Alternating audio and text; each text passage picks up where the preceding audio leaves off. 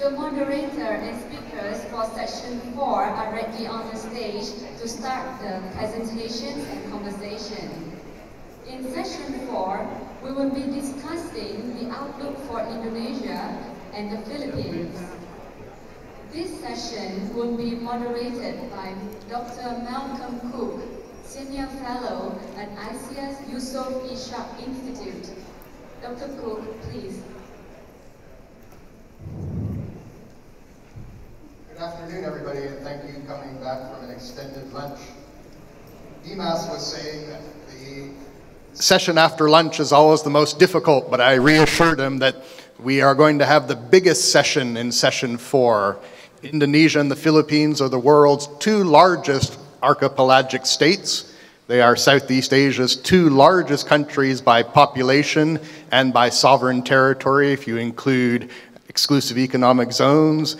Indonesia next year is going to have the biggest national election ever in Southeast Asia. And as we heard a little bit earlier, the Philippines under President Duterte, a colorful character, is going to try to implement the single biggest change to the Philippine political system since independence, federalism. So those are the 3 bigs for the panel.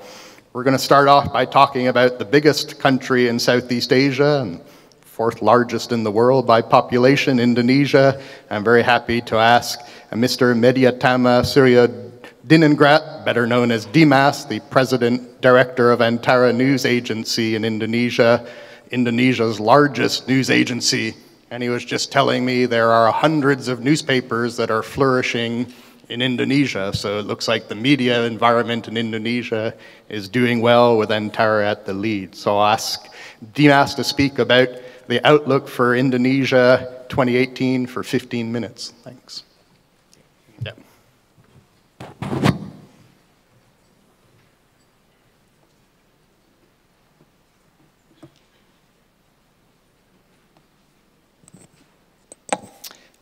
Well, good afternoon, ladies and gentlemen. It is a big crowd. Usually after lunch, the room kind of empties to about half, but well done. This shows the kind of commitment that the audience here has and the quality of the conference.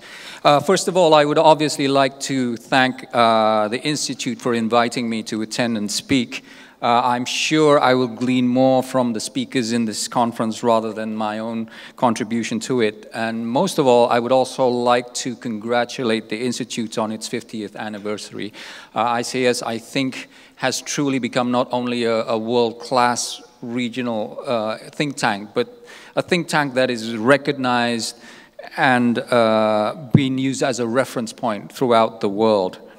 It is, I think, an example of why, again, it makes ASEAN so great of an organization in which we have these linkages between these institutes, between these networks, both in track 2 and track 3. And the presence here is proof of that.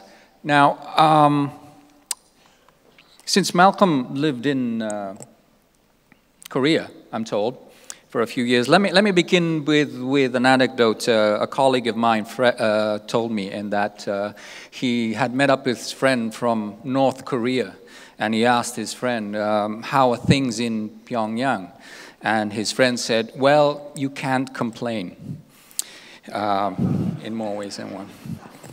Well, in Indonesia, for the next 18 months, there will be a lot of complaining. Complaining in the streets, complaining in the media, complaining in the newspapers, complaining on Facebook and Twitter and any platform you can sort of think of. But I think Indonesians in many ways are sometimes too hard on themselves. The silly season is truly upon us, and that's why I sort of titled this presentation The Year of Political Noise. Is it a season where every mistake, I think for the next 18 months, will be amplified? It is a season where every chatter needs to be verified. It is a season where every goodness is often viewed with suspicion. But as I said again, Indonesians are sometimes too hard on themselves, and if you really look over the last 17, 18 years, Indonesia has really made a very remarkable development from the fall of a regime, a failing state, a collapse in the economy, a constitutional coup, the balkanization, potential balkanization of Indonesia, it has risen truly to become a very vibrant democracy. Despite what a lot of Indonesians think, 2017 has actually been a relatively good year for the country. Growth is decent, I think, and I will quote Pak Mano, who actually said that Indonesia is putting behind 2 years of a lackluster growth. Things could be better, definitely, but growth is nearing 5.2%. Since Jokowi took over, I think the last year, inflation is under control. We closed the year with the highest ever historical high for the Indonesian Stock Exchange. And then even if you look at the outlook from various institutions, and PwC is one of them, everything still looks very, very good. Investment ratings and the views of investments is also looking positive, everything for 2017. So why has this really begun now? Well, I think one of the reasons is the fact that, you know, when the president took over, one of the things is that we all had to learn to government. It was the first really true civilian elected government in Indonesia. And governments, if you've never been in government, you have to sort of learn how government works. And one of the political challenges that the president faced when he came in was that he was a minority. Indonesia is a presidential system. However, it runs very much like a parliamentary system in that respect. He came in with a minority with a coalition of just 4 parties in parliament and was facing a very strong opposition in which he only had about 1/3 of the seats in parliament. So you can imagine how hard and how difficult it is to push through legislation, to push through reforms, especially structural reforms and reducing subsidies, which had to go through Parliament. So I think the first year and the first year and a half of government was all about political consolidation. First, consolidating his own alliances, because he was not really a party man. This is someone who was not part of the Jakarta elite, never really a political party cadre. And so he was not part of the traditional Indonesian political elite. He had to establish that coalition, and then he had to face a minority in government. But the man has guile, and the man is cunning. And that is what I've learned over the past couple of years, is that never underestimate him. And things do change in Indonesia the way it usually does, and people love power, and people usually do gravitate to power. So within 18 months, things had changed. He still had his coalition, but there were shifts. And those shifts included the Golkar party and other parties, which eventually led to him having a really unbeatable coalition in parliament and allowed him to push through many reforms that was needed. So the focus on government, again, like any democracy, is really how to consolidate power. And that, I think, is what happened with Indonesia over the first 18 months to 24 months of his administration. Now, when I talk about the silly season, Indonesia has one of the most diverse and unique electoral systems in the world. For example, it used to be an endless cycle of elections. This year in June, we will have 171 regional elections. Fortunately, the way the system is now set up, it is going to be held simultaneously in June to elect 171 governors, mayors, district chiefs, and so on. So that would happen in June, and that's why I'm saying that the silly season for Indonesia, which usually lasts about 3 to 4 months, this time around, with the new electoral system, the new electoral law, will last some 18 months, starting from now, basically, because with the regional elections. This was the election timetable for 2014. And the one thing to note is this. We have legislative elections, which was held in April of 2014.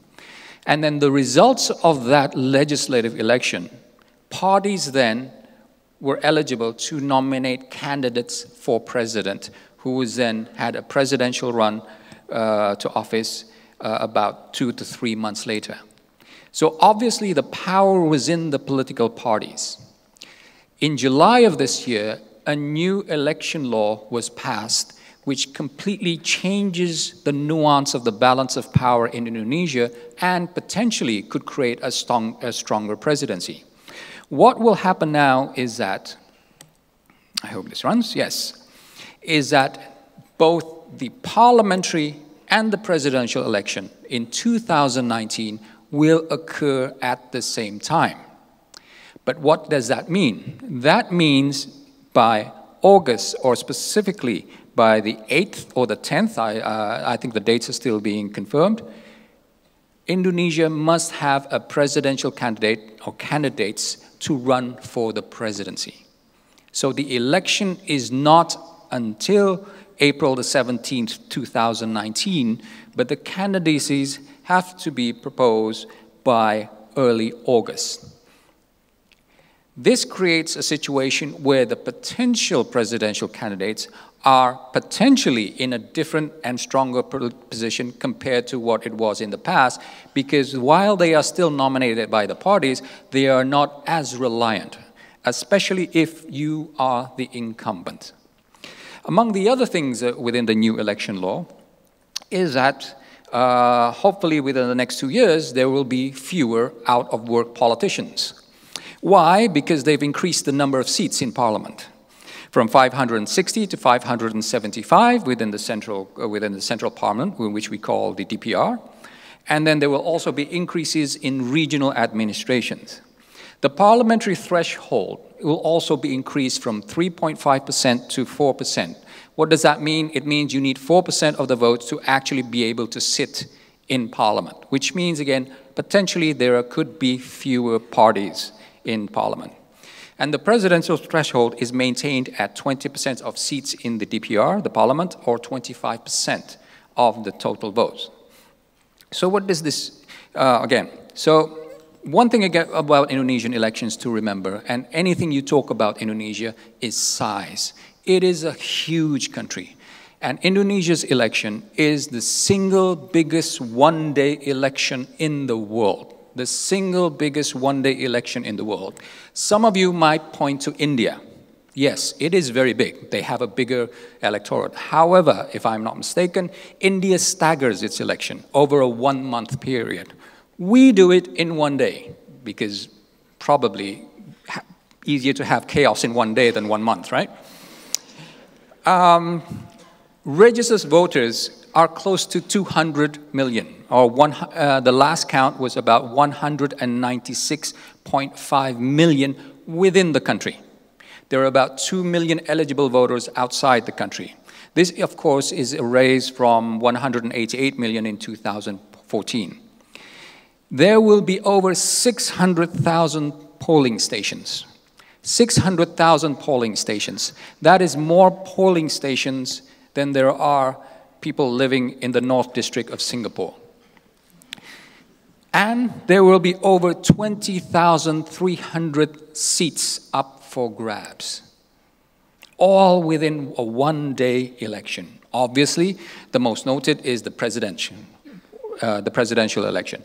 But altogether, there will be over 20,300 seats in contention, parliament, president, parliament, senate, provincial council, district council, and so on. And it is a very young electorate, because up to 100 million are going to be the age of 35, which represents the age median in this room, I think. Now, again, Indonesia is a tremendously big country, a tremendously big endeavor for an election. However, at the end of the day, if you are a political analyst, if you are an election analyst, the point is this: it is a battle for Java Island. No matter how big the country, the battle is going to be for Java Island, because over 100 million voters are based in Java. If you look at those three provinces alone, that is where everything is going to be won and lost.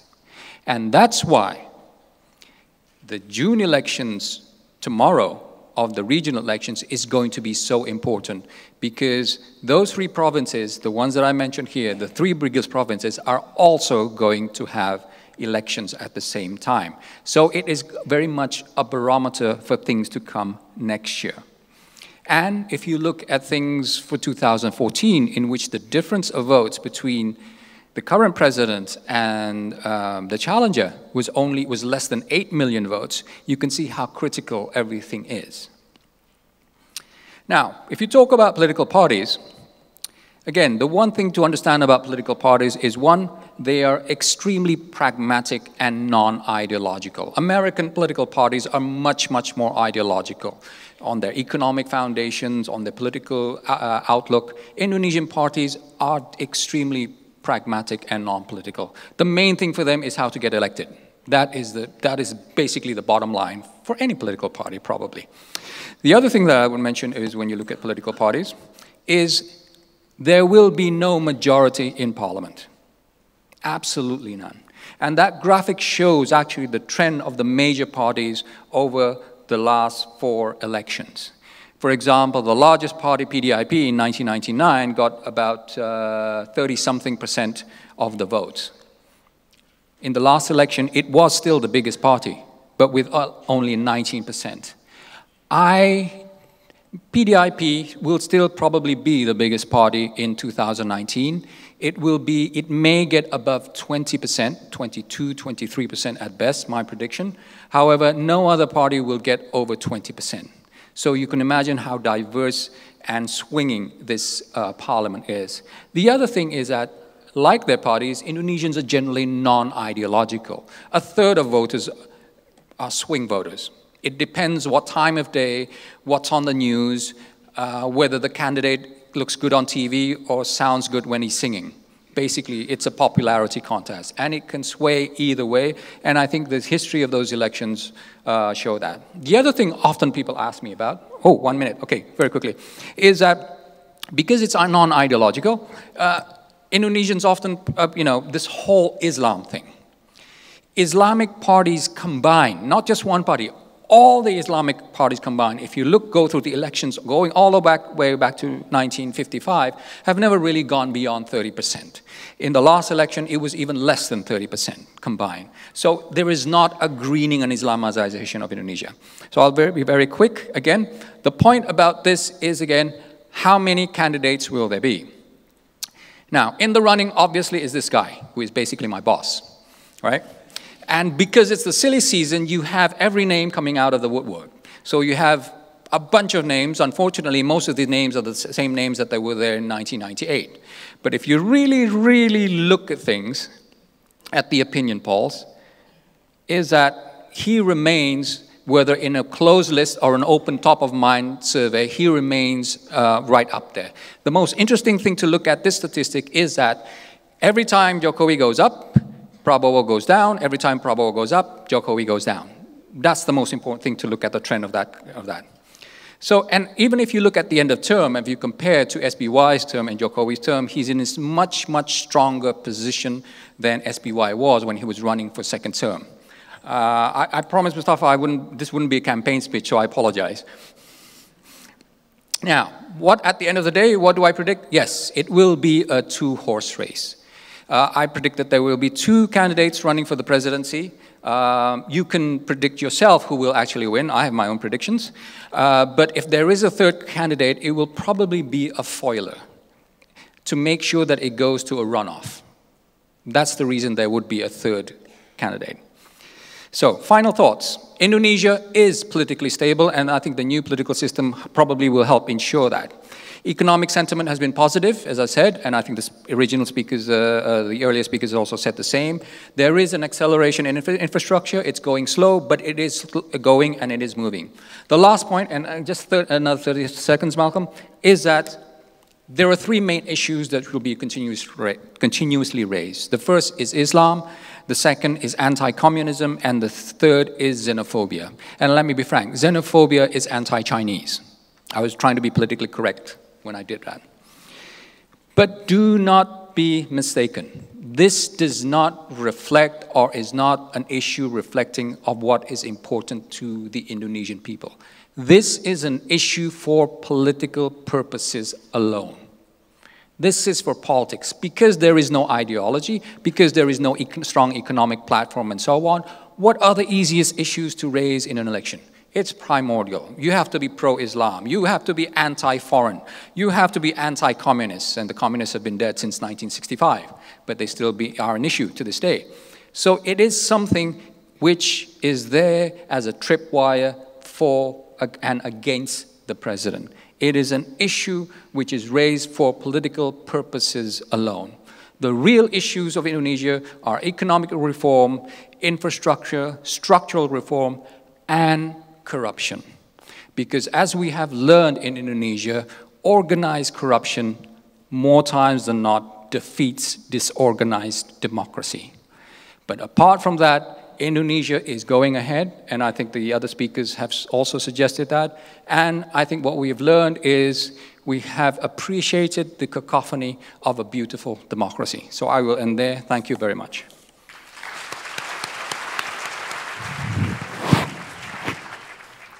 Thank you very much, Dimas, for covering a lot of territory very quickly and articulately. I'll now ask Professor Julio Tihanki to come and present on the second largest country. Both Indonesia and the Philippines don't know how many islands they have because they're that big. Julio Tihanki is at the moment taking a break from administration and as a research fellow at the Department of International Studies at De La Salle University, but that's because he spent 17 years in administration as well and is taking a well-deserved academic break from trying to organize academics to do all row in the same direction. By the way, I came from Ateneo and he's from De La Salle, so we don't talk about basketball. So that's, good afternoon, this is Murphy's Law. So while he's fixing the PowerPoint slide, you know, this reminds me of what my good friend from the City University of Hong Kong always says, Professor Mark Thompson. He says, power corrupts, but PowerPoint corrupts absolutely. So, so it's a cautionary tale, no? So. Now that I've gotten your attention, okay, so so I need to think of more jokes. I'm Filipino, I can sing also.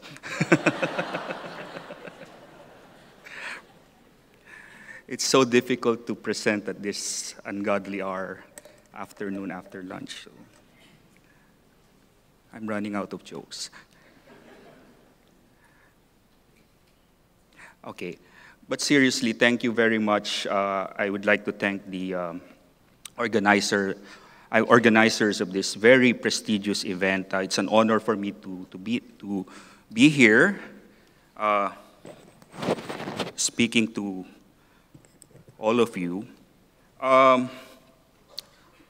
With all seriousness, after Rodrigo Roa Duterte, the first candidate from Mindanao, to have won the presidency in the Philippines, the outgoing president at that time, Benigno Aquino III, said, the presidency will change Duterte.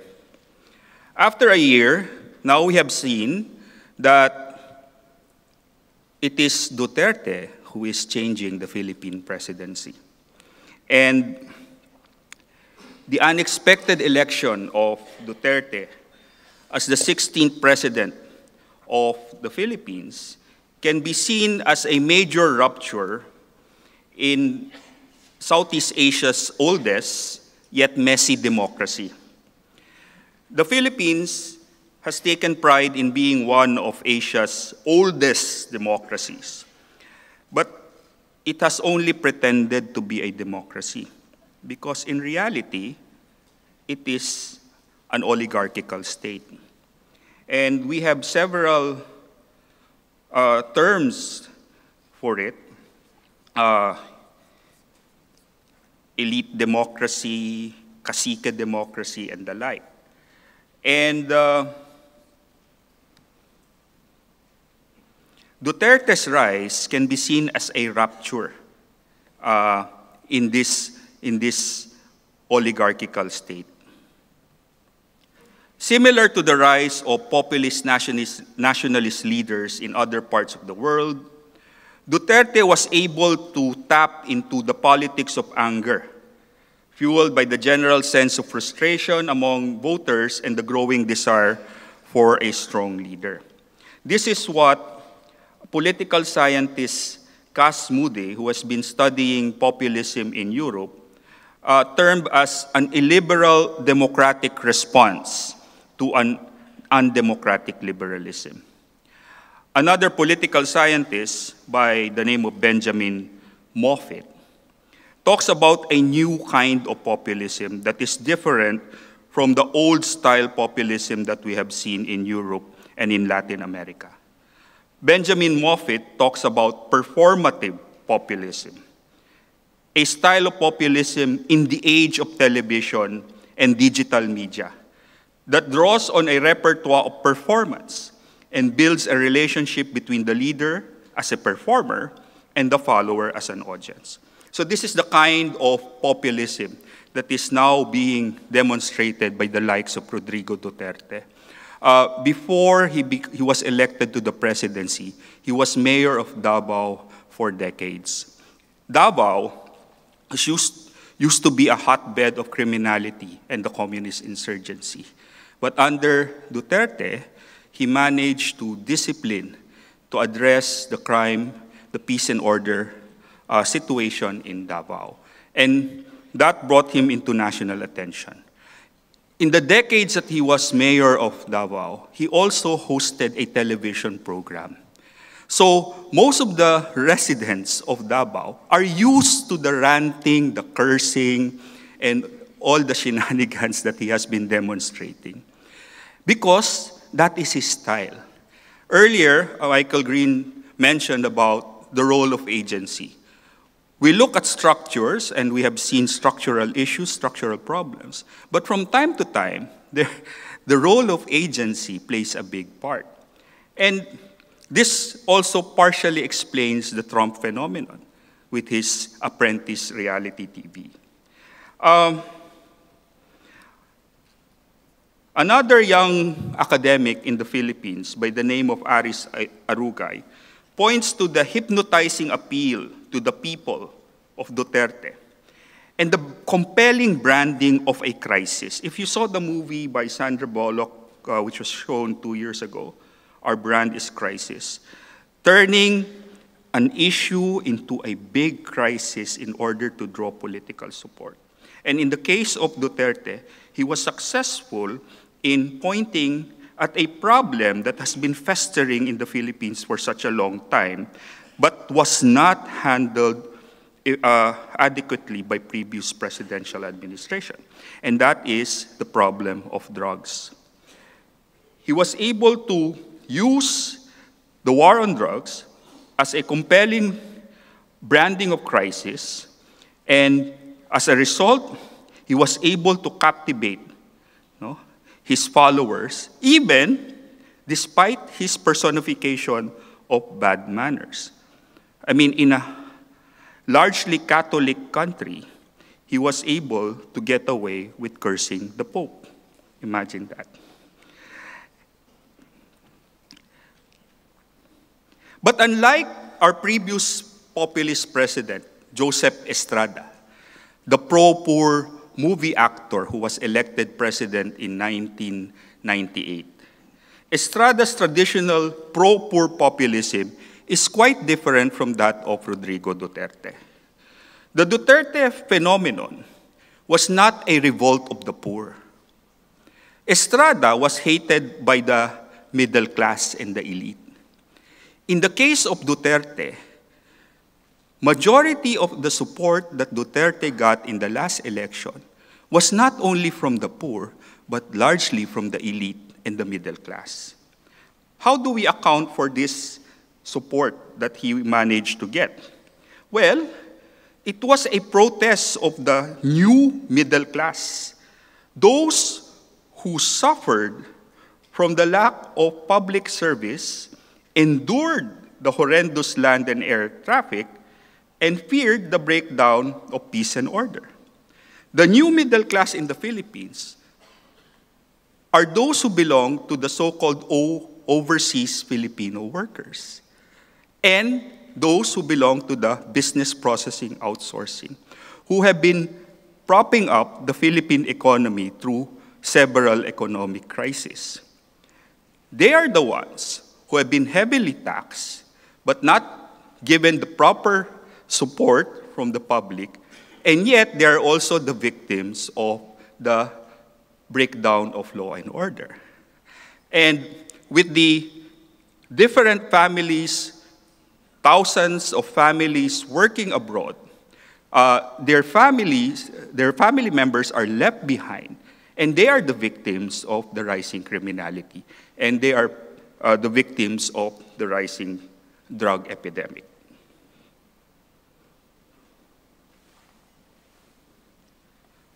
Much of Duterte's energies during his first year in office was directed towards the war on drugs and the war on terrorism.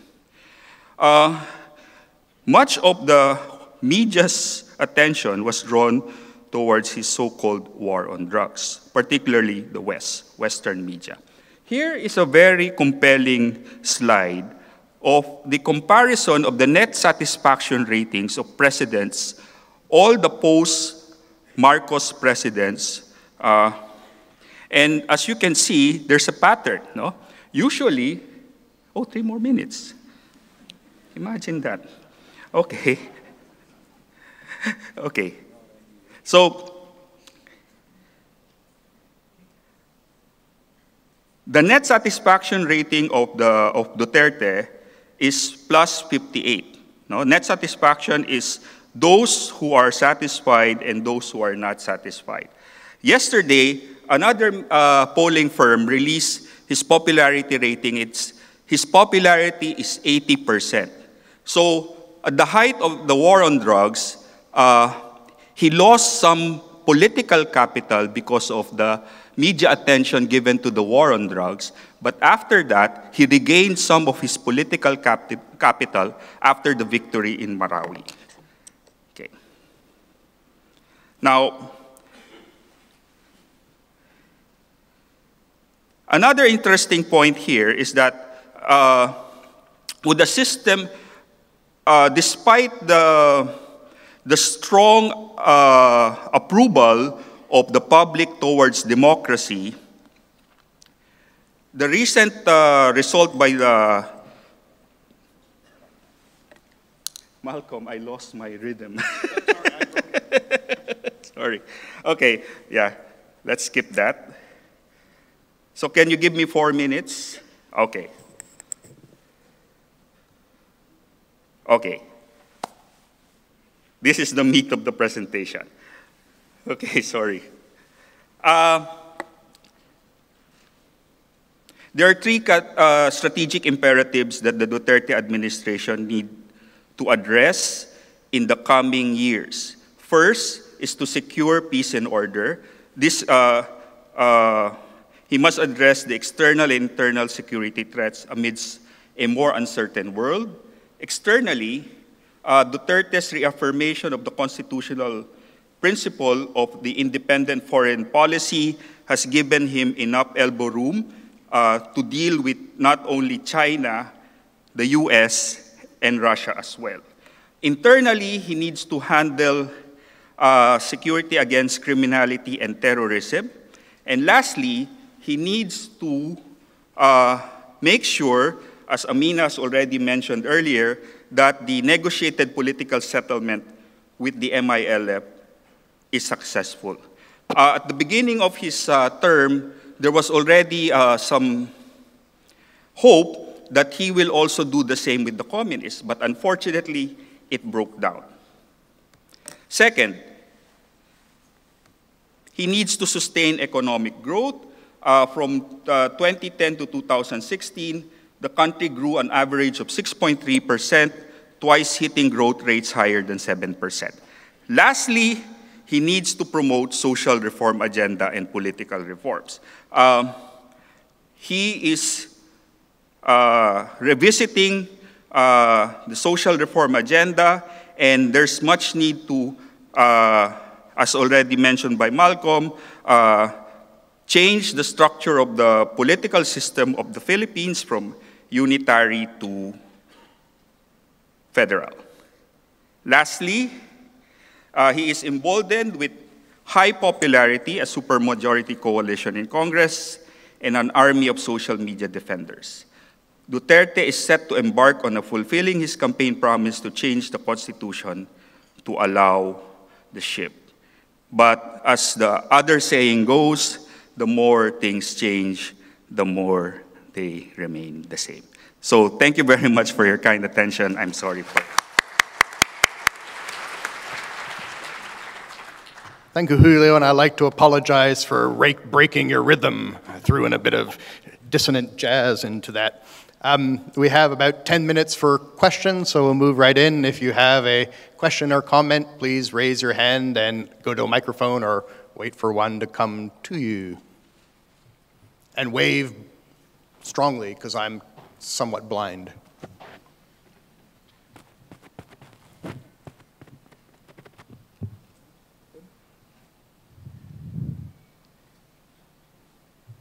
I think the speakers have said everything so clearly there's no room for discussion.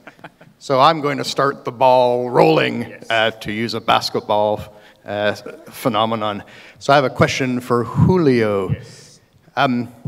Federalism requires constitutional change, which requires both, I think, 3/4 vote in either the two houses sitting together or each one, it's not clear, and a popular referendum.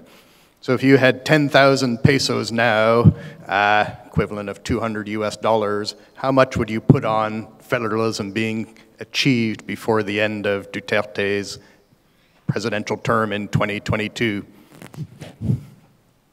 Well, I was supposed to say that for the first time, we have a president who is fulfilling most of his promises, although the way he fulfills them are quite controversial. And being the first president to have been elected from Mindanao, I think he will move heaven and earth to push for this change. And indeed, this is an important change for the Philippines because for more than 3 centuries, even during under Spanish and American rule, the Philippines, which is an archipelagic country with 7,100 islands, has been ruled centrally from what has been known as Imperial Manila. And now there have been proposals to change the structure of governance from a highly centralized unitary form of government to a federal one. But all of these proposals have been rejected in the past by the very same elites in Manila. So it's really a window of opportunity, and I think this is the only window of opportunity for the Philippines, or unless we wait for another 300 years. No? So, and for sure it would be difficult. So I think, how much are you saying? 200 pesos? 10,000 pesos? I'm betting 20,000. that eventually, if barring any untoward incident, he will fulfill that promise. 10,000 pesos was my first annual salary when I was a teacher at Ateneo de Manila. So that's why it came into my mind. I have a question, crystal ball question for Dimas, as I asked crystal ball one for that. So you did mention, as you mentioned, that Jokowi is in many ways a kind of iconoclastic national politician, doesn't come from the Jakarta elites and acts very differently. Assuming even if he gets a second term, which at the moment looks likely, do you think his 2-term presidency, if that's it, will lead to a change in the national politics, or will the national political elites come back and we're back to where we were before Jokowi? In 2014, I often said, and I wrote, that out of all the presidential candidates or potential presidential candidates at the time, we have, most of them, we have 4 or 5 candidates who were in their 60s, and then 1 candidate who was born in the 60s. So I think for many in terms of the old Suharto personalities or Suharto-related personalities. I mean, unless they're like Mahathir, how long are they going to be there for? So I think it is about time for change, and I think that change is happening. And this guy is a complete maverick in every single way. I don't think Indonesia will change under his term, but what will happen is he will change mindsets, which means what he has done is he will begin change. And I think that is the most important thing for any evolving democracy. We are picking the best out of other democracies and the worst, and what we are learning is that following the lead of other fellow ASEAN countries, great democracies, is that former presidents, at least the previous two, also often want their offsprings to be presidents or very senior positions in government. So we are learning the best and worst of what democracy. But I think it is a change. It is a generational change. And most importantly, it is a change in which the regions are having more power. The worst thing about that is that we've not only democratized politics, we've also democratized corruption at all levels. But the other point that I would say is that I have a son who in 2019 will be voting for the first time. So you actually have a generation, or almost 2 generations of Indonesians now who know nothing but this system. There is no admiration, there is no nostalgia for the past, for the Suharto era. And I think for any evolving democracy like the Philippines and also on, that is something which is very important. This new generation, and as I said, 100 million voters will be under 35. So if you go back 17, 18 years, they were still in their teens when Suharto was president. That is, I think, the most important thing for Indonesia's democracy, that process of consolidation and the process of not looking back any further. So the Philippines and Indonesia, the 2 largest countries in Southeast Asia, have maverick politicians that are extremely different from each other. So diversity rules. I'd like to thank both Julio and Dimas for keeping their presentations short, and apologies for the technical glitch. It's not only trains that have glitches in Singapore at the moment, but also PowerPoint slides.